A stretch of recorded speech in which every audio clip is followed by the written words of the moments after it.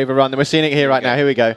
So we're seeing Neymar. He's doing what we call a swing step here. This allows him to change facing, change position, but keep with Bale. I mean, obviously he's one of the better attackers in our game, and you can see here last year he'd be overrunning that player. You play the game a lot. That's one thing I do quite a lot. I sell my players short so much on FIFA. That's more my lack of skill more than anything. Well, at times it helped me. At times it was a little bit difficult to keep with those players. So this is just, I should point out here, this is just one change that we've made of many. So we're giving you an example here. So if we move to the next one, it's not just about the player movement, it's also the team as well. So there are times, and this is an example, if we look at the bottom of the screen, we look at the right back, he's trying to get into an attacking position, but there's now a turnover in play here, and Barcelona get the ball. So he's then really running to get back into position. He's getting a good position there to sort of stave off that attack. And at times, previously last year, he'd be caught upfield, he wouldn't be back in position, and it became a little bit frustrating. I don't think we see Glenn Johnson doing that, though. I think he'll keep running upfield. Well, that's true.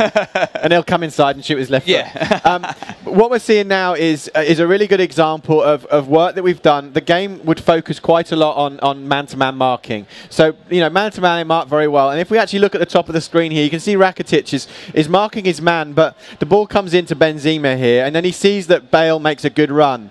And previously, Bale was going to be in. He was in on goal, but Rakitic comes away from the player he's marking. PK has him covered, and again, it's not getting those easy balls straight into the goalkeeper. It's going to make it so much more compelling experience because people, once you play FIFA a lot, and people do play FIFA a lot, you're more than aware of these things. I'm sure you worked on sweaty goals people get sometimes, and I think that's going to eliminate that quite a lot. Well, at the end of the day, we want to create a balanced game, and a balanced game, especially in a sports game, is a fun game to play. It creates more variety. What we're seeing in 15 was a little bit over pervasiveness of the speed and with the wingers. So people were playing with the same teams, they were using the same tactics. So we wanted to change that by shoring up the defence. Here's another example of it right here. We're seeing Marcelo come in on Messi, and we've actually redone all of the slide tackles. So he's going to come in and slide tackle, and previously in the game at times you're kind of selling yourself there and you're done if you don't make it. But he goes in, he slides in right now, and now you can branch out because Messi's managed to flick the ball up in the air,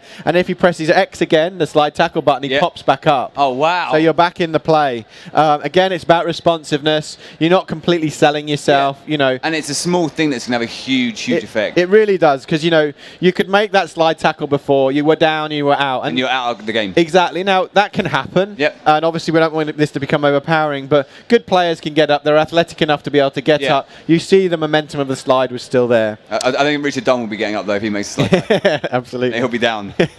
The next thing we're going to see here, this is now looking at the midfield. It's still a defensive thing, but this has transformed the game. Build up play through the midfield. You can now see players are much more aggressive in trying to intercept the ball. And what we're seeing here is PK.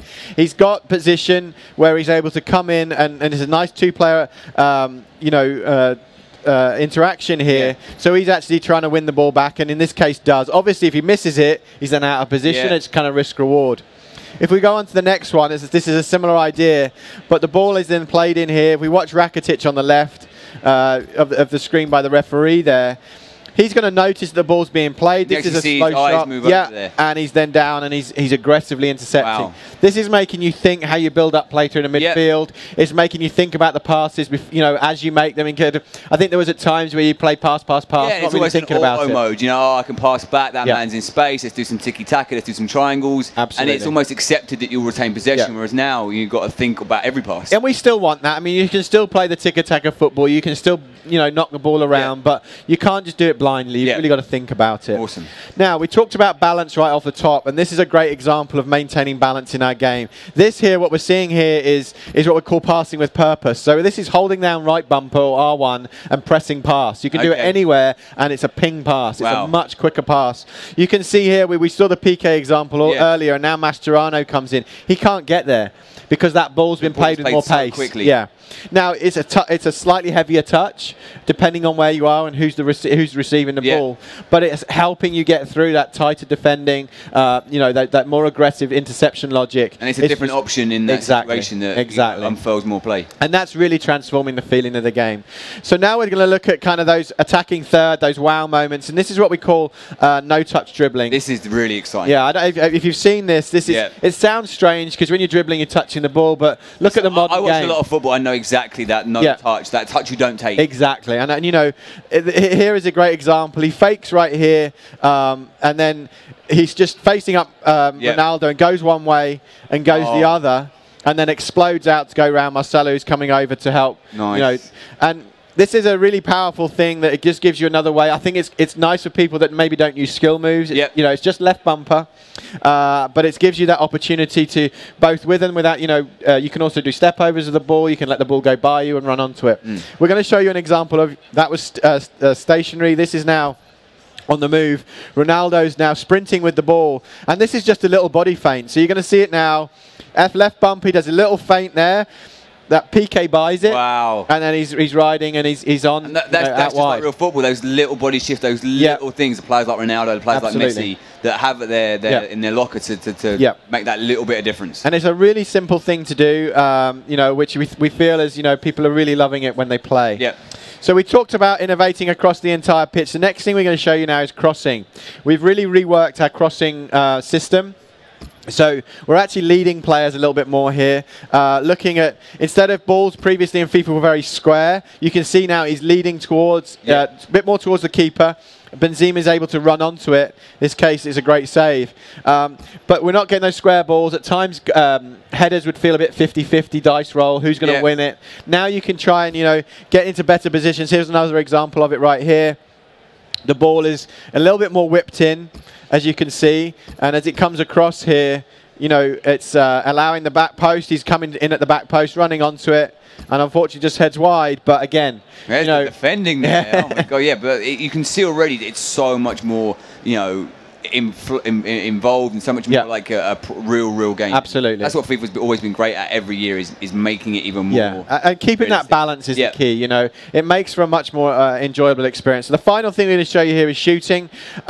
We've obviously done a lot in ball physics in the past, but now we're also looking at the foot as a sort of 3D space. So this is a straight shot. This is just hitting the back of the ball, and we're now creating much more driven trajectory. Nice. Much more driven shots feel much more rewarding. If we go to the next one, you'll now see that Cruz in this example actually gets his foot around the ball, so it creates kind of a more of an in-swinging shot. And it looks like a finesse shot actually, but this is a driven shot again. The ball's spinning inside and just goes inside the post. But that subtle difference makes the difference. Look at Benzema now cutting across the ball, and the ball comes away from you a little bit more, and in this case goes wide. But you know, you get that sense of ball and connection between the two. So these are some of the things that we're doing. It's just, you know, this is by far from everything. We're touching every system in our game, keeping the game balanced, you know, and allowing you to really create that sort of. Well, I think it just shows you say it's the defence, it's the midfield, and the attack have all, you know, been revolutionised really here. Absolutely, and you know, I think it's listening to what players want.